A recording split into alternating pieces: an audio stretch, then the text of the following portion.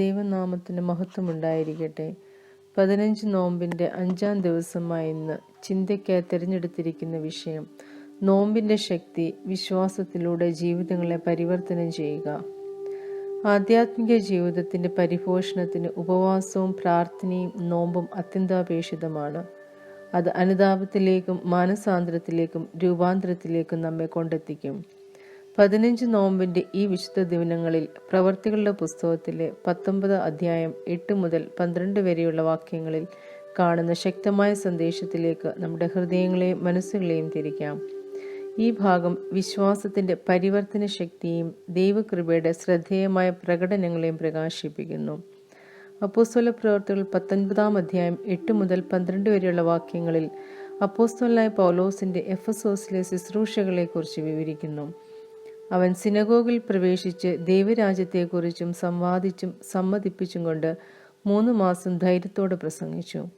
എതിർപ്പുകൾ നേരിടുകയും അവിശ്വാസം നേരിടുകയും ചെയ്തെങ്കിലും സുവിശേഷം പ്രചരിപ്പിക്കുന്നതിനുള്ള തൻ്റെ പ്രതിബദ്ധതയിൽ പൗലോസ് ഉറച്ചു നിന്നു. ഇവിടെ വിശ്വാസത്തിൽ സ്ഥിരോത്സാഹത്തിൻ്റെ ശക്തിക്ക് നാം സാക്ഷ്യം വഹിക്കുന്നു. ദൈവരാജ്യത്തിൻ്റെ സത്യം ഘോഷിക്കുന്നതിനുള്ള പൗലോസിൻ്റെ അചഞ്ചലമായ അർപ്പണബോധം നമുക്കെല്ലാവർക്കും, വിശേഷിച്ചും നോമ്പുകാലത്ത് പ്രയോജനാത്മകമായ ഒരു മാതൃകയായി വർത്തിക്കുന്നു. വെല്ലുവിളികൾക്കിടയിലും പൗലോസ് തൻ്റെ ദൗത്യത്തിൽ ഉറച്ചു നിന്നതുപോലെ ആത്മീയ വളർച്ചയുടെയും നവീകരണത്തിൻ്റെയും യാത്രയിൽ സ്ഥിരോത്സാഹം കാണിക്കാൻ നോമ്പ് നമ്മെ വിളിക്കുന്നു. മാത്രമല്ല, പൗലോസിൻ്റെ ശുശ്രൂഷയ്ക്കൊപ്പം നടന്ന അസാധാരണമായ അത്ഭുതങ്ങളെയും ഈ ഭാഗം എടുത്തു കാണിക്കുന്നു. പൗലോസ് സ്പർശിച്ച റൂമാലുകളും ഉത്തിരീയങ്ങളും രോഗികളുടെ സൗഖ്യത്തിനും ദുരാത്മാക്കളുടെ പുറത്താക്കലിനും കാരണമായതായി രേഖപ്പെടുത്തുന്നു. ദൈവത്തിൻ്റെ ശക്തിയുടെ ഈ അത്ഭുതകരമായ പ്രകടനം യഥാർത്ഥ വിശ്വാസത്തിൻ്റെ അഗാധമായ സ്വാധീനം അടിവരയിടുന്നു. നാം നമ്മുടെ ജീവിതത്തെ ദൈവഹിതമായി യോജിപ്പിക്കുകയും അവിടുത്തെ ദിവ്യോദ്ദേശത്തിന് കീഴടങ്ങുകയും ചെയ്യുമ്പോൾ അസാധാരണമായ കാര്യങ്ങൾ സംഭവിക്കാമെന്ന് അത് നമ്മെ ഓർമ്മിപ്പിക്കുന്നു. നമ്മുടെ വിശ്വാസം ആഴത്തിലാക്കാനും പരിശുദ്ധാത്മാവിൻ്റെ പരിവർത്തന വേലയിലേക്ക് നമ്മെ തന്നെ സമർപ്പിക്കാനും നമ്മുടെ സ്വന്തം ജീവിതത്തിൽ അത്ഭുതങ്ങൾ അനുഭവിക്കാനും നോമ്പ് നമുക്ക് അവസരം നൽകുന്നു. കൂടാതെ ഈ അത്ഭുതങ്ങളിൽ വിശ്വാസത്തിൻ്റെ പങ്ക് നാം അവഗണിക്കരുത്. 12-ാം വാക്യം ഊന്നി പറയുന്നത് റൂമാലുകളോ ഉത്തിരീയങ്ങളോ മാത്രമല്ല, അവ സ്വീകരിച്ചവരുടെ വിശ്വാസമാണ്. വിശ്വാസം നിഷ്ക്രിയമല്ലെന്ന് ഇത് നമ്മെ പഠിപ്പിക്കുന്നു.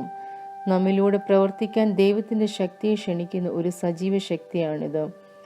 നോമ്പിൻ്റെ ഈ 15 ദിവസങ്ങളിലൂടെ നാം യാത്ര ചെയ്യുമ്പോൾ പൗലോസിൻ്റെ മാതൃകയാലും എഫെസോസിലെ ദൈവത്തിൻ്റെ അത്ഭുത പ്രവൃത്തികളാലും നമുക്ക് പ്രചോദിതരാകാം. നാം ചോദിക്കുന്നതിനേക്കാളും സങ്കല്പിക്കുന്നതിനേക്കാളും അധികമായി ചെയ്യാൻ ദൈവത്തിന് കഴിയുമെന്ന് വിശ്വസിച്ചുകൊണ്ട് നമ്മുടെ വിശ്വാസത്തിൽ നമുക്ക് സ്ഥിരോത്സാഹം പ്രകടമാക്കാം. ദൈവകൃപയുടെ പരിവർത്തന ശക്തിക്കായി തുറന്ന ഹൃദയത്തോടെ നമുക്ക് ഈ കാലഘട്ടത്തെ സമീപിക്കാം. നമ്മുടെ ധാരണയ്ക്ക് അതീതമായ വിധങ്ങളിൽ നമ്മെ സുഖപ്പെടുത്താനും പുനഃസ്ഥാപിക്കാനും നവീകരിക്കാനും ദൈവത്തിന് കഴിയുമെന്ന് വിശ്വസിക്കാം. ഉപസംഹാരമായി, നമ്മുടെ ജീവിതത്തിലെ ദൈവത്തിൻ്റെ അത്ഭുതകരമായ പ്രവൃത്തിക്കായി ആകാംക്ഷയോടെ കാത്തിരിക്കൊണ്ട് പ്രതീക്ഷയുടെയും പ്രത്യാശയുടെയും ചൈതന്യത്തോടെ നമുക്ക് ഈ നോമ്പുനാളുകൾ ജീവിക്കാം.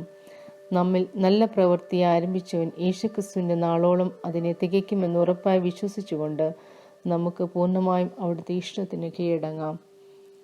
നമുക്ക് പ്രാർത്ഥിക്കാം. സ്നേഹവാനായ കർത്താവേ, ഈ നോമ്പിൻ്റെ നാളുകളിൽ വിശ്വാസത്തിൽ ഉറച്ചു നിൽക്കുവാനും വിശ്വാസത്തിലൂടെ ജീവിതത്തെ പരിവർത്തനം ചെയ്യുവാനും ഞങ്ങളെ സഹായിക്കണമേ. ആമീൻ.